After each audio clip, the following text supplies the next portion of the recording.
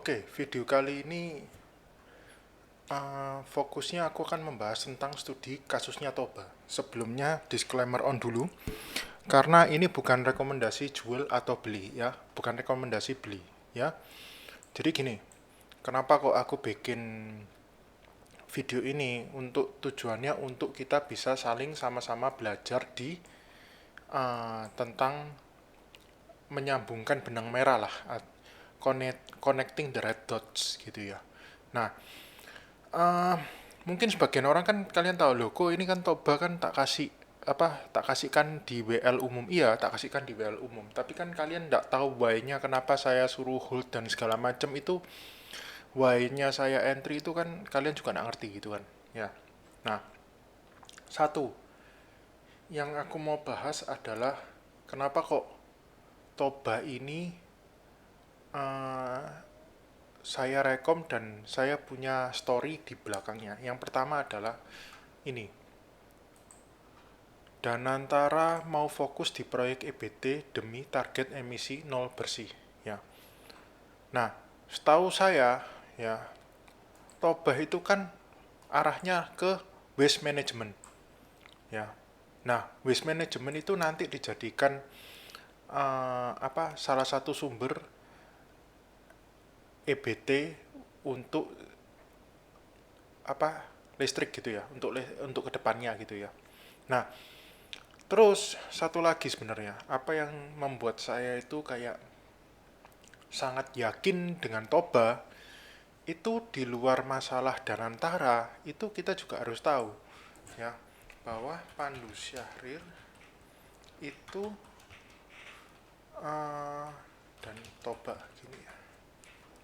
Nah, Pandu Syahrir adalah seorang pengusaha Indonesia yang dikenal karena perannya di PT TBS Energi Utama dan sebagai Chief Investment Officer di Badan Pengelolaan Investasi Daya Anagata Nusantara, Danantara, kayak gitu ya.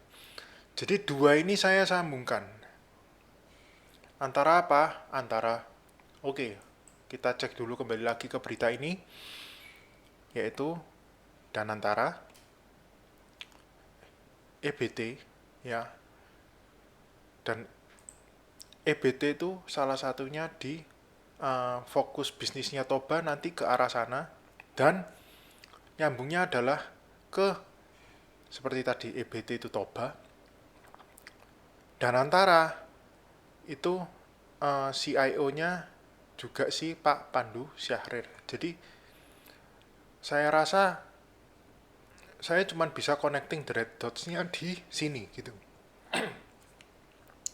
Saya tidak tahu deal-nya seperti apa, cuman yang pasti saya bisa temukan adalah ya mereka ini masih apa ya bersangkutan lah istilahnya kayak gitu.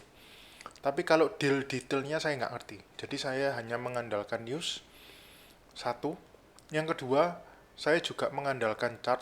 Jadi waktu itu kita kembali ke berita, keluarnya 21 Mei 2025. Yang dimana berita itu keluar di sini. Ya. Dan saya rasa berita-berita seperti itu kalau tidak disertai dengan price action yang bagus, TA yang bagus, otomatis uh, berita itu percuma gitu loh. Ya, berita itu percuma. Jadi cuman hanya untuk apa ya, noise aja. Saya tahu ada banyak orang yang um, terlalu mendewakan TA juga ada. Saya juga pernah ketemu. Ada yang terlalu mendewakan bandarmologi juga ada. Nah, kalau saya pribadi, saya akan menggabungkan semuanya. Ya, dan itu yang selalu saya ajarkan di kelas-kelas saya. Jadi saya memberi suatu watchlist tidak menutup kemungkinan untuk ada story-story di belakangnya. Seperti itu, ya. Itu untuk Toba. Nah, kenapa kok aku bilang Toba ini, kalau kalian pernah melihat video TikTok saya bilang ada kemungkinan Toba ini akan diangkat ke suspend 2. Sebenarnya simple, ya. Itu um, karena kepentingannya mungkin sudah cukup dekat. Kayak itu. Saya tidak tahu nanti bakal ada corporate action apapun, saya tidak ngerti. Cuman saya yakinnya kemungkinan kedepannya ada corporate action yang bisa dibilang kita nggak tahu. Corporate action itu nggak tahu entah RI atau apapun, kita nggak tahu. Cuman dari segi volume, dengan peningkatan yang segini besar dari tanggal 16 Agustus sampai sekarang dalam setahun ini volume yang paling gede. Ya, saya sih cuman menganggap Toba ini bakal ada something big behind-nya. Kalau ditanya jelasnya apa, saya tidak tahu. Saya ngomong dulu saya tidak tahu karena saya bukan bukan investor yang datang RUPS dan segala macam. Saya lebih tepatnya suka melihat transaksi harian sebuah saham, itu aja. Saya nggak terlalu memasukkan banyak faktor di luar, misalnya nanti RUPS bakal segini-segini, ini enggak. Itu bukan tipikal saya kayak itu. Ya. Nah, selanjutnya apa kalau kalian misalnya punya nih ya, ini cuman saran. Kalau kalian misalnya punya, terserah. Kalian mau hold boleh, kalian mau jual boleh, ya. Tapi yang pasti ini ada kemungkinan nanti Senin, lebih tepatnya tanggal 21, ada kemungkinan suspend 2. Oke.